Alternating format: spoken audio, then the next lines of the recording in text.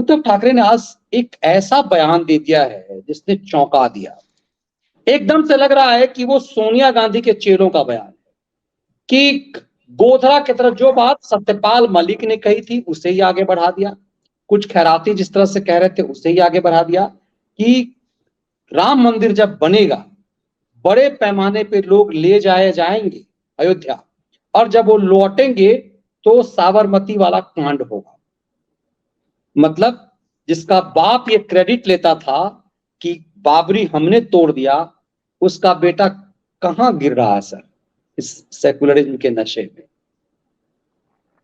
नहीं मनीष जी, ये इस आदमी को वो लठ बजना चाहिए, इसको गिरफ्तार किया जाना चाहिए। उसकी वजह है ये क्यों कह रहा है, ये इतनी गंभीर बात क्यों कह रहा है कि जो राम मंदिर बनने में जाएंगे तो दूसरा गोधरा कांड हो जाएगा। या तो ये मना रहा है, दो ही कारण हो सकते हैं कि या तो इसके मन की इच्छा है कि राम मंदिर के दर्शन करने के लिए जो लोग जाए उनको जिंदा जला दिया जाए, और या फिर ये किसी ऐसी साजिश का अंग है कि ये पहले से माहौल बना रहा है कि हमने तो पहले ही कहा था। अन्यथा ये इसके दिमाग में ये बात कैसे आई कि जो वहां जाएंगे उनको गोधरा कांड में इस तरह से राम भक्तों को जला दिया जाएगा। तो ये सामान्य बात नहीं है, ये कोई सिनेमा हॉल की बात नहीं कि कोई सिनेमा अच्छा लगा बुरा लगा। ये दोनों, अगर ये दोनों इसने जो बात कही है, इसके दोनों एंगल इसको बताते हैं कि ये कहीं ना कहीं ये अपराधी है, दोषी है, और उसको गिरफ्तार करना चाहिए महाराष्ट्र की सरकार को। और इससे पूछा जाना चाहिए कि आखिर क्यों, या तो इसकी मंशा है कि वहां लोग जला दिए जाए, इसकी ये कोई रचना ऐसी बना रहा है, और या फिर इसको ये उस साजिश का हिस्सा है जो चुनाव से पहले इस तरह की घटना को अंजाम देने की, जैसे मैंने सतपाल मलिक के लिए कहा था कि वो कह रहा राम मंदिर पे हमला हो जाएगा, ये कह रहा ये कि गाड़ियां जला दी जाएंगी। तो एक तो मनीष जी इन लोगों का पूरा ये वो है मिशन कि राम मंदिर का जो अब तो तारीख आ गई है 22 जनवरी कि उसको उस राम मंदिर का जो उद्घाटन जिस दिन होना है उस दिन पूरा हिंदुस्तान भाई के साय में अपने अपने घरों में सिमटा रहे और कोई उत्सव ना हो, ये इनका मूल उद्देश्य है।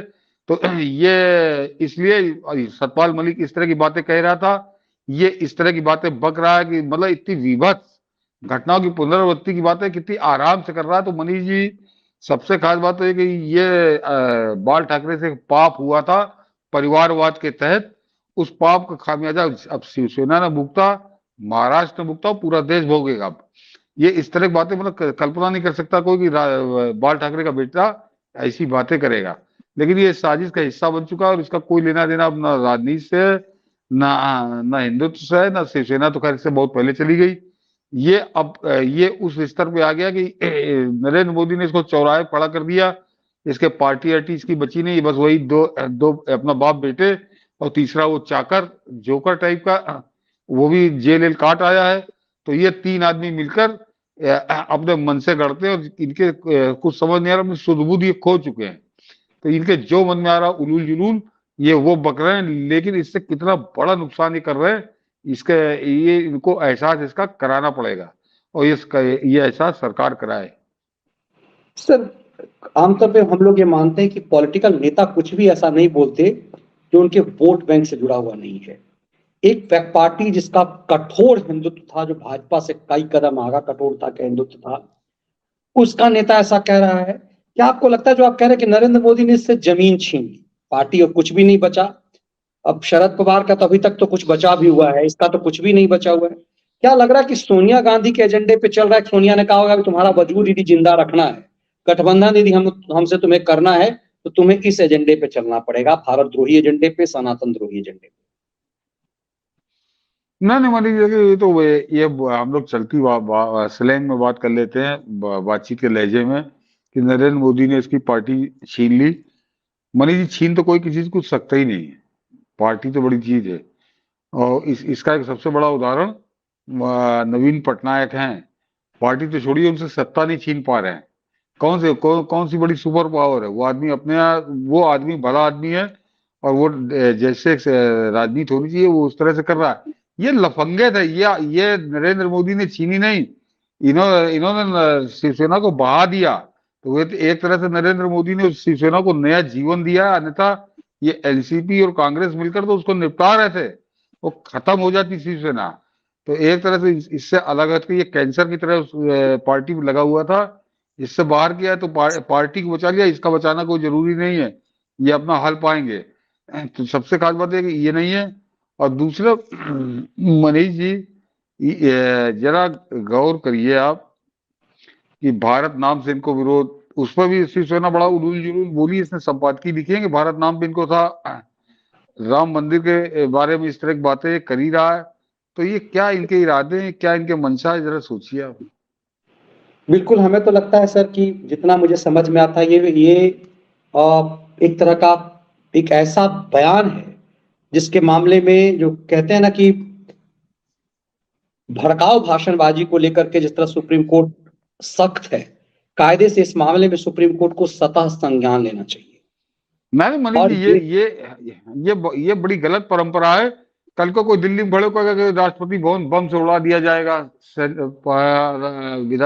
लोकसभा बम से उड़ा दी जाएगी, ये इस तरह के उलूल जुलूल बयानबाजी करने की स्वतंत्र रूप से कर दिया।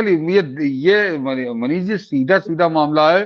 कोई वकील अपना दर्शकों को होगा तो वो उसको ज्यादा बेहतर उसको कानूनी धाराओं में उसकी व्याख्या कर देंगे कि ये देश में दहशत फैलाने का काम है। दहशतगर्दी क्या होती है? दहशतगर्दी केवल बंदूक फल्ले के थोड़ी होती है। उद्धव ठाकरे जो एक प्रदेश का मुख्यमंत्री रह चुका है, वो कह रहा है कि गोधरा की तरह यहाँ ट्रेन जला दी जाएगी और अयोध्या जाने वाले हैं। बिल्कुल, तो कब इससे जला बड़ा दी? हेट स्पीच और क्या हो सकता है? नहीं, हेट स्पीच नहीं बनी। हेट स्पीच तो बात की बात है, ये दहशतगर्दी है, ये आतंक फैला रहा है देश में। कि कहां से कौन, मतलब जो भी अयोध्या जा रही होगी ट्रेन या अयोध्या जाने वाली ट्रेन होगी, उसमें बैठा व्यक्ति दहशत में होगा कि पता नहीं कहाँ रोक के आग लगा दी जाएगी। ये इस तरह की बात कर रहा, तो ये इसको दहशतगर्दी में इसको अंदर करना चाहिए, इसको ना ये हिरासत में ले और उससे पूछा कि तुमको मालूम कैसे है। इसका मतलब है किसी दहशतगर्दी आतंकवादी गिरोह का यह सदस्य है या सरगना है। बिल्कुल, और इसे बहुत गंभीरता से लिया जाना चाहिए। मुझे लगता है कि यदि न्यायपालिका इतने चीजों में संज्ञान लेती है तो ये दहशतगर्दी फैलाने का खुलेआम इस देश में को एक तरह से आग में झोंकने की का षड्यंत्र रचने के मामले में उद्धव के खिलाफ कार्रवाई होनी चाहिए। जाते जाते सर, मेहुल शाह जी का सवाल है, और आमतौर पे जो बताते हैं मेहुल जी के पिता की ये मेहुल के नाम से बोलने का ये सवाल रहता है। तो नमस्कार उन्हें। G20 के बाद कांग्रेस की हरकतों को देख आशा है हिमाचल, कर्नाटक, बंगाल के वोटर्स को बीजेपी को सबक सिखाने का भूत उतर गया होगा। कृपया 2024 में सबक मत सिखाना। ये मैसेज हम लोग कई बार देने की कोशिश करते हैं कि खास करके जो मध्य प्रदेश में भी जो हुआ था, शाह साहब मुझे लगता है कि मध्य प्रदेश का नाम भूल गए, मध्य प्रदेश में भी यही हुआ था। तो अब देश नहीं किस तरह से नहीं समझे इस गंभीरता को जी? नहीं मनीष जी, इस स्थिति में बड़ा फर्क है कि चाहे वो हिमाचल हो, कर्नाटक हो, बंगाल छोड़ दो, बंगाल एक अलग मामला है, या मध्य प्रदेश हो। ये जो कुछ नौटंकी होती है विधानसभा में होती है। और इस बात को मेहुल जी से भी मैं कहूँगा कि स्वीकार कर लीजिए कि वहाँ का जो क्षेत्रीय नेतृत्व है, राज्य स्तरीय नेतृत्व है, वो बड़ा स्तरहीन है। उसकी वजह से है मध्य प्रदेश में थोड़ी स्थिति ठीक मानता हूँ। लेकिन 2024 का जो चुनाव होगा उसमें ये वो मुद्दे कहीं होंगे ही नहीं, उनका अता पता नहीं होगा जिन मुद्दों पर इन राज्यों में विधानसभा के चुनाव हुए हैं। 2024 का चुनाव मोदी वर्सेज आल, इस पर चुनाव मोदी होगा। और उसमें कहीं कोई नहीं जीत पाएंगे। मैं तो मेरे ख्याल से मनीष जी से मैं साल भर पहले एक बार किसी डिबेट में कहा था कि ये नरेंद्र मोदी के लिए थाली सज जाएगी जब ये मोदी वर्सेज आल होगा, क्योंकि तब ज्यादा आसानी होगी समझाने में कि 4 बार का सजा याफ्ता चाणक्य उसका, केजरीवाल के 2 मंत्री जेल में, स्टालिन का 1 मंत्री जेल में, ममता बनर्जी के 2 मंत्री जेल में, माँ बेटे दोनों जमानत पे। तो एक ही पोस्टर में पूरी बात आ जाएगी कि एक तरफ मोदी और एक तरफ ये। बाकी जनता खुद तय कर लेगी कि रिक्शा जो चलाता है बिल्कुल बेपढ़ा लिखा है, वो भी तय कर लेगा कि यार इधर तो सब सजा याफ्ता जेल में, कोई जमानत पे, और एक तरफ ये आदमी जिसने रोटी दिया, पानी दिया, बिजली दी, घर दी, शौचालय दिया। तो वो 2000 ये होने दीजिए। वहां चुनाव 2024 का उन मुद्दों पर नहीं होगा जिन मुद्दों पर कर्नाटक विधानसभा का चुनाव हुआ, जिन मुद्दों पे हिमाचल विधानसभा का चुनाव हुआ, या जिन मुद्दों पे मध्य प्रदेश का हुआ था। वो बिल्कुल अलग होगा, ये खेल दूसरा होगा। बिल्कुल, ये खेल दूसरा होगा और हम सबको इसका इंतजार है भारत निर्माण के उस खेल का। बहुत बहुत धन्यवाद सर।